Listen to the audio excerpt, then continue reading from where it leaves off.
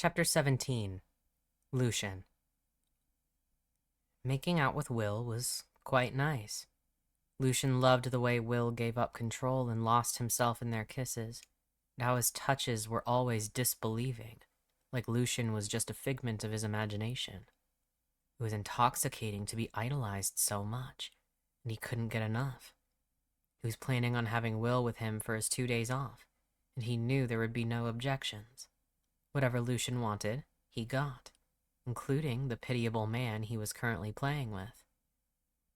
Will had followed him home as usual, and Lucien had already texted him with permission to come over, so they wasted no time putting their hands on each other. Lucien was in the mood to torture him, just a little, because where was the fun in keeping things predictable for poor, desperate Will? They tumbled through the door. Lucien kicked it shut behind them, and their bodies pressed against each other. Lucien's back hit the wall, and his hand slid under Will's shirt, tracing over his chest. Will let out a soft groan of pleasure, and Lucien smiled at the response. He took off Will's shirt, throwing it to the floor, but pushed the man away when he leaned in to kiss again. At the loss of contact, Will's face was the picture of pure distress, his chest rising and falling beneath Lucien's fingers. "No more kissing," Lucien chided, his fingers hooked on the belt loops of Will's jeans. "I want to see something." What? Will asked breathlessly. Lucien smiled, tipping Will's head up with a finger on his chin.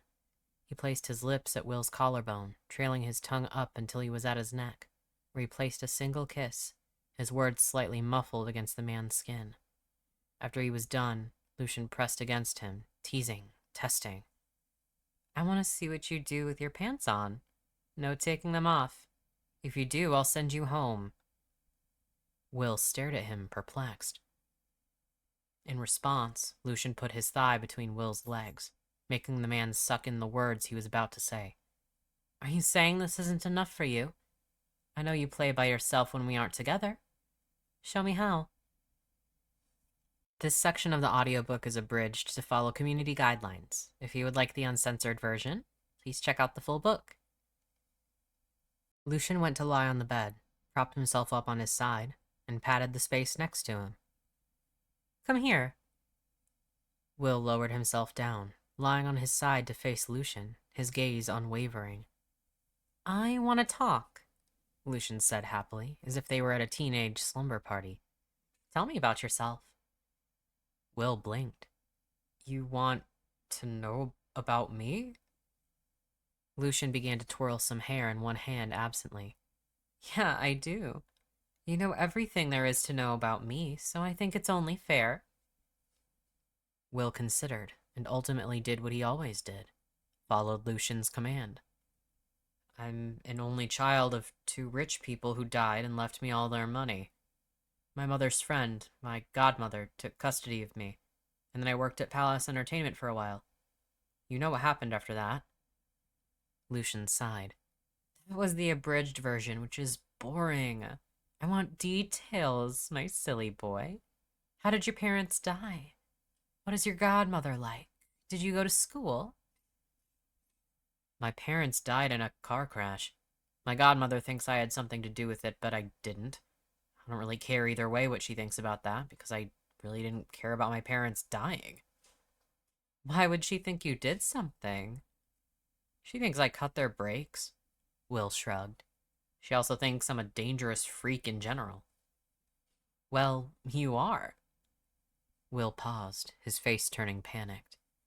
Lucien could only laugh as he replied, "Please, Will. As if I care about that. She sounds hideous anyway." "You know her, actually." It was Lucien's turn to pause. "Alice Thompson. Works at Palace Entertainment. That's why I worked there. She wanted to keep an eye on me, and that's why I live in the basement. She gave me the key." Alice Thompson was Will's godmother. That was a twist Lucien hadn't seen coming, but it clicked a few things into place. Even so, the topic was beginning to bore Lucien, because she was a boring woman. He had never cared for her, and hearing that she disliked Will was all the more reason to ignore her. "Go on." Lucien urged. What about school? I graduated high school, but that was it. I didn't need a degree. Not when Alice got me a tech job at Palace. I see, Lucien said, deciding to tease Will a little. What about relationships? Will answered blankly, making it clear that he had no real emotion tied to his experiences. I went on dates and kissed people, but that was it. I never liked it, so I just decided it was more enjoyable to be alone instead. All I needed was my job and a routine. Lucien found himself more and more drawn to Will, and he felt a great swell of pleasure in his chest. He was the only one Will had ever had feelings for, the only thing in general, it seemed, he even spent time thinking about. He was Lucien's exact match, because he wanted someone focused only on him, and Will was nothing if not focused.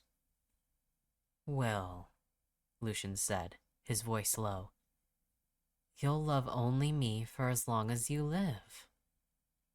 It wasn't a question, nor was it a statement. It was an order. Will's head bobbed in a frantic nod, his words rushed. It's only ever been you, nothing else, nothing at all. If I didn't have you, I wouldn't have a reason to live. I would do anything for you. I don't care what it is, Lucien. Just keep me. Lucien reached out a hand and cupped Will's cheek, the man nuzzling into the touch. He very much planned to keep Will. Why would he ever let go of such a pretty pet? Will seemed to calm at Lucien's touch, and his eyes closed in bliss. The idol hummed thoughtfully, trying to decide how to word his next sentence. I'm wondering, Will, what would you do if Stelle ever got the nerve to actually ask me out? I mean, not that he has a chance, but I doubt he's going to give up yet. But let's say he did. How would that make you feel? Will's eyelids opened, his gaze dark and far away. I would prefer him dead. But he's your friend, so I wouldn't do anything to hurt him. Doesn't mean I don't want to. Lucien shivered, but not from fear. How sweet of you to think about my feelings. But my dear... He paused to run his thumb along Will's lips. That little fly could drop dead for all I care. Will's eyes widened, and Lucien could read just a tinge of excitement in them. I'm not saying you should. Too risky and probably very messy. It really would hurt to have you taken away from me, so let's leave Stelle be. Will deflated, just a tiny amount, barely noticeable, but Lucien caught it. Oh, sweet, sweet Will, he comforted. Just stay with me and leave thoughts of Stelle buried where they belong. Will nodded, and he kissed Lucien's thumb softly. I won't do anything. Not unless you tell me to. Good boy, Lucien smiled. The rest of the night, the two of them talked, watched movies, and never let their hands leave each other. Lucien got to pick every single thing they watched, and Will didn't mind. He only cared that Lucien was happy. As they both grew tired, Lucien gave Will permission to do whatever he liked if he woke before him. It was paradise to him, waking to Will's touch below the blankets, pleasure already spreading up his body. The sun rose to greet them, but Lucien couldn't focus on it for long, not when he was taking Will over and over. They could just nap when their energy ran out. So they did, and spent the following days reveling in each other's bodies, sharing meals and talking in between, the whole thing overwhelmingly domestic. It was the best 2 days off Lucien could ever remember having.